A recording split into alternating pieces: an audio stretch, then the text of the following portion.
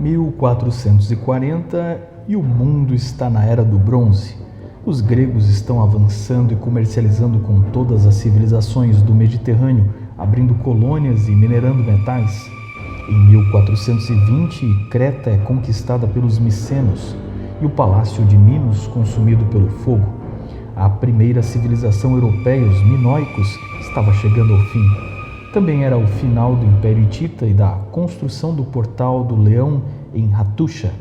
Até 1400 a.C., os micenos já tinham dominado Atenas, todas as rotas do Mar Egeu no Mediterrâneo e disputavam a passagem para o Mar Negro e Oriente com os Trácios, um conjunto variado de tribos que dominavam os Balcãs e eram aliados de cidades da Anatólia como os troianos, os ilírios, Purushanda, os luvianos e o iniciante reino dos frígios.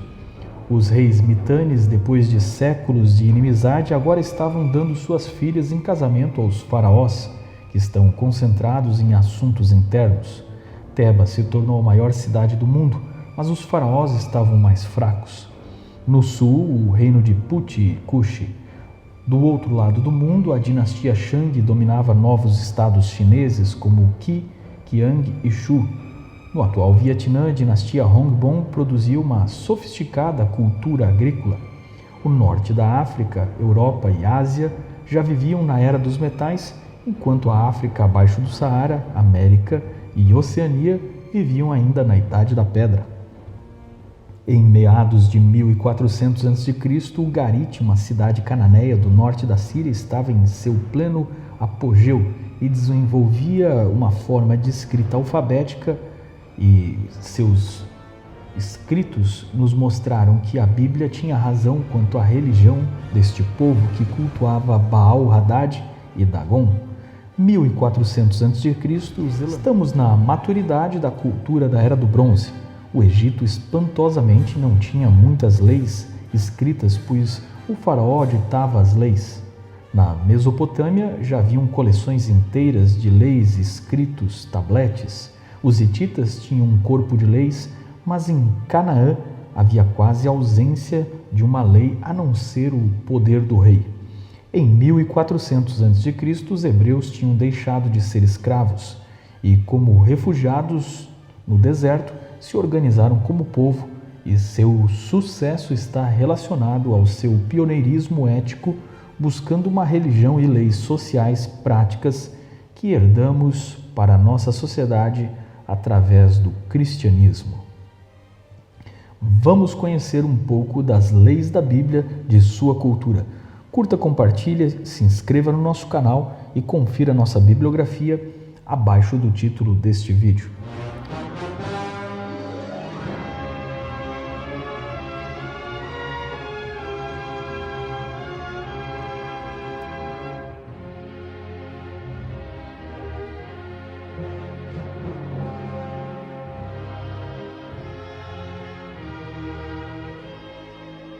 Israel estava nascendo como nação, tinha um estatuto e agora precisava do palácio do seu rei. Primeiramente, os israelitas construíram um santuário, uma tenda portátil, onde o serviço religioso era feito. As instruções dadas por Deus para a construção do santuário foram dadas junto com os 10 mandamentos, a lei universal. O santuário ensinava aos adoradores o princípio da gradação e santificação, tendo um pátio para o adorador fazer sua oferta, um recinto santo onde ocorria a intercessão e um recinto santíssimo onde Deus se fazia presente envolto numa nuvem, e ali ocorria o ritual simbolizando o juízo. Cada símbolo e ritual deste santuário apontava para o papel do Messias e sobre como Deus redime os pecadores. O santuário era o centro do acampamento no qual Deus era o rei. A presença de Deus podia ser vista de forma real, e quando Deus falou no Monte Sinai, o povo temeu tanto que pediu que Moisés falasse com ele, o que nos ensina porque Deus precisa ser invisível para não ser adorado por medo e mal compreendido. No Santo dos Santos do santuário, o equivalente à sala do trono, estava a Arca da Aliança, contendo os 10 mandamentos e uma tampa dourada com 2 anjos querubins voltados em adoração para um centro vazio, representando o trono do Deus invisível, a Arca da Aliança era carregada pelos levitas e entendida como o símbolo mais importante da presença de Deus, indo à frente em sua marcha e em suas guerras. Era intocável sem o devido ritual, representava Deus guiando e lutando por seu povo. Movendo-se a coluna de nuvem, movia-se todo o acampamento em ordem e sincronia bem determinada por tribos e suas funções. O ritual religioso do santuário daria origem ao próximo livro escrito por Moisés, o livro de Levíticos, um tipo de manual de orientações com leis sobre o serviço religioso, onde cada rito, festa tinha um símbolo salvífico ou profético. Estas leis rituais e sacerdotais precisam ser compreendidas à luz do contexto histórico e teológico deles.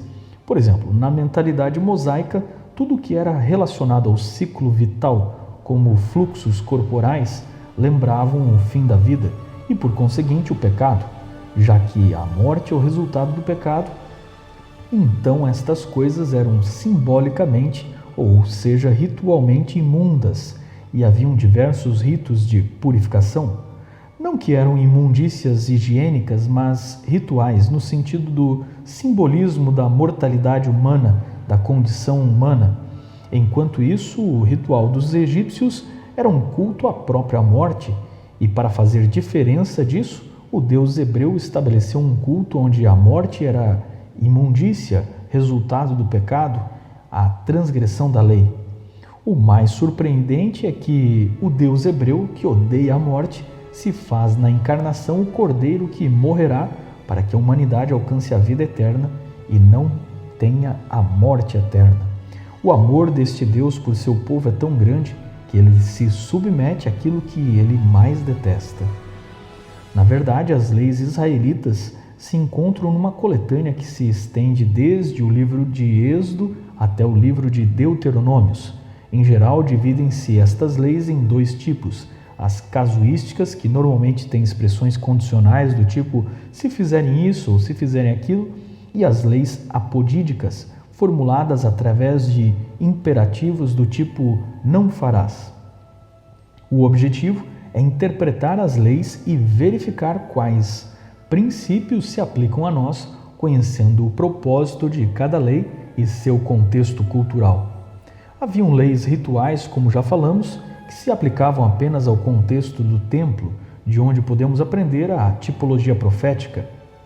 Entre elas estavam os feriados religiosos, como a Páscoa, Pentecostes, o Dia da Expiação e outros festas chamadas todas elas de sábados, porque qualquer feriado era chamado assim, uma vez que sábado significa dia de descanso.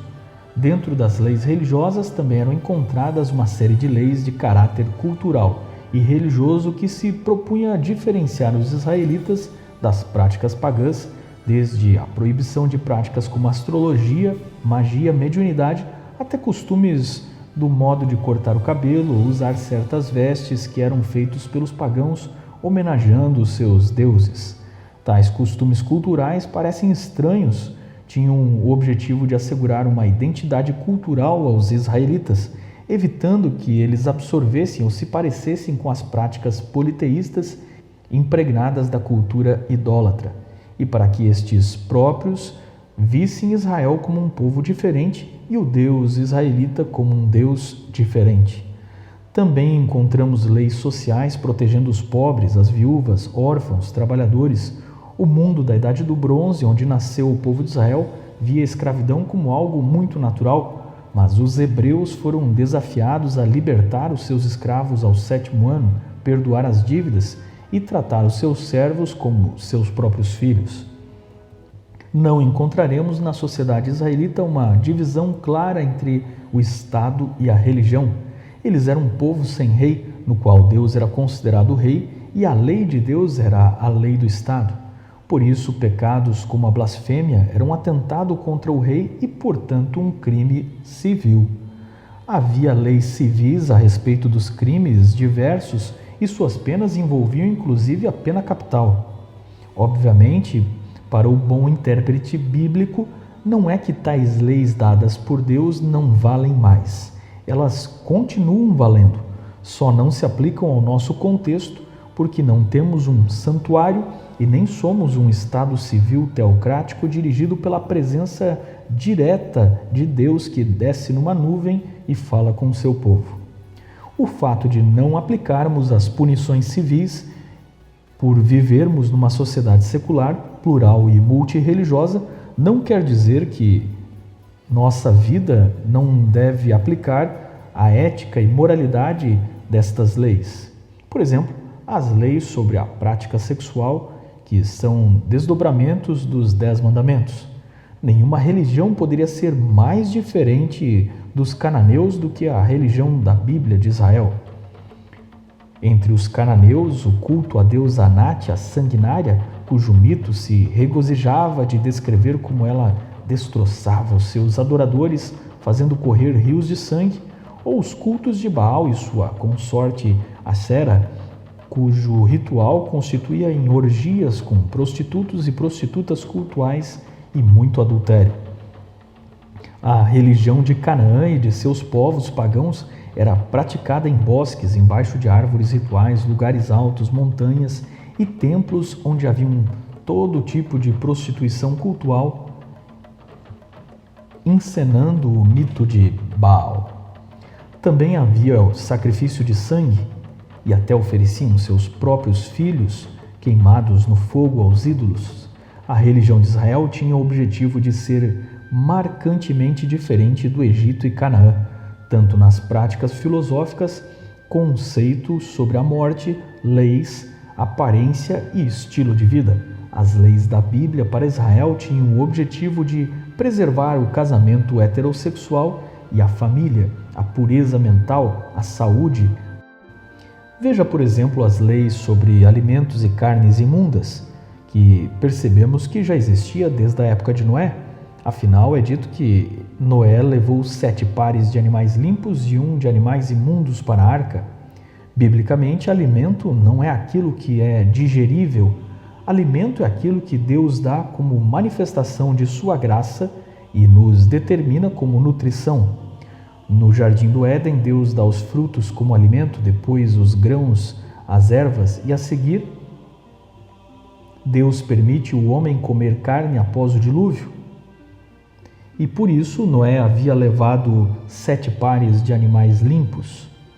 Saindo do Egito, Deus dá orientações em Levíticos 11 daquilo que é alimento, ou animais limpos e carnes que podem ser comidas.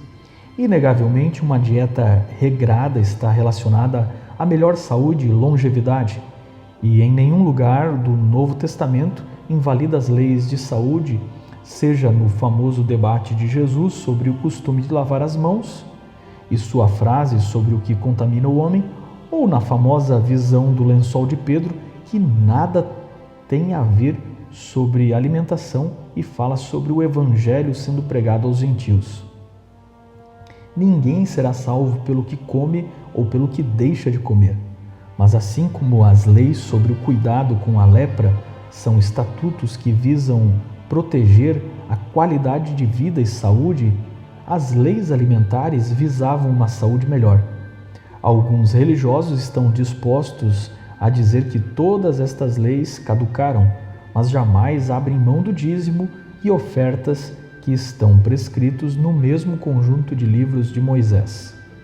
Depois de 1 ano no Sinai, os israelitas chegaram a Cádiz Barneia, na divisa do Sinai com a Palestina, mas ao ouvir o relato dos 12 espias enviados para olhar a terra, murmuraram e acharam melhor morrer no deserto do que entrar e enfrentar os moradores de Canaã.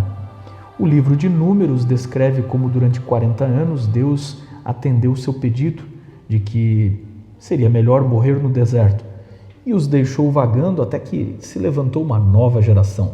Finalmente, avançando pela Transjordânia e ainda sob o comando de Moisés, eles venceram 2 reis dos cananeus, chamados Seom e Og, e conquistaram a Transjordânia. Perto do Mar Morto foi escrito o livro de Deuteronômio, que conta as batalhas sob o comando de Moisés, assim como seu último discurso e a renovação da aliança entre Deus e a nova geração de hebreus que iria entrar em Canaã. E a aliança ou acordo, pacto ou contrato entre Deus e os homens é um dos maiores temas da Bíblia. O objetivo da aliança é estabelecer uma parceria onde Deus, através dos homens, converte o coração de toda a humanidade, de todas as nações. Esta aliança, em geral, era renovada geração após geração e, desde Abraão, envolvia o nascimento do Messias e de sua linhagem. Se Israel fosse fiel, não se voltando aos ídolos e guardando os mandamentos de Deus, boas consequências viriam destas escolhas, e estas boas consequências são chamadas de bênçãos. Se fossem maus e desobedientes, más consequências viriam sobre o seu povo, piorando gradualmente até irem servir como servos e escravos dos povos cujos ídolos eles escolheram. A bênção ou a maldição eram consequências de suas escolhas e não um tipo de poder místico de mal olhado, sorte ou azar jogado sobre alguém.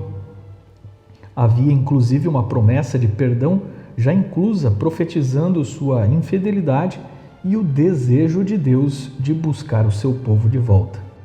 As bênçãos e maldições da aliança aparecem especialmente em Deuteronômio, que moldou o relacionamento entre o povo de Deus através da lei. A lei de Deus continua aos herdeiros espirituais de Abraão, com 2 pilares dados por Jesus para sustentar as 2 abrangências dos 10 mandamentos recebidos por Moisés. O primeiro mandamento é amar a Deus sobre todas as coisas, o que descrevia os 4 primeiros mandamentos que regiam o relacionamento com Deus nas tábuas dadas a Moisés, sendo entre estes o primeiro de não ter outros deuses, pois estes deuses eram um engano, o segundo, não fazer imagem para serem adoradas, pois isso diminuía a compreensão do que realmente Deus é, limitando a formas caricatas. Terceiro, não tomar o nome de Deus em vão, no sentido de não envergonhar a Deus, dizendo-se religioso, mas não representando adequadamente o caráter santo de Deus. E quarto, descansar no sábado, pois no mundo de muitos deuses e muitos nomes para Deus, a única forma de saber que os israelitas estavam adorando o Deus verdadeiro era adorar o Criador de tudo. Tal dia identificava o Criador independente de como o chamassem em cada língua, independente de um templo, pois o sábado seria um santuário no templo, no qual Deus podia ser adorado em espírito em qualquer lugar. Segundo, amar ao próximo como a si mesmo, o que descrevia o relacionamento com os iguais, e os outros 6 mandamentos do Decálogo, que incluía o respeito aos pais, não cometer assassinato, não adulterar, não se apropriar do alheio, não dar falso testemunho, não cobiçar. A base para o que chamamos de direitos humanos. Aqui no deserto, Deus era o rei acampando com o seu povo.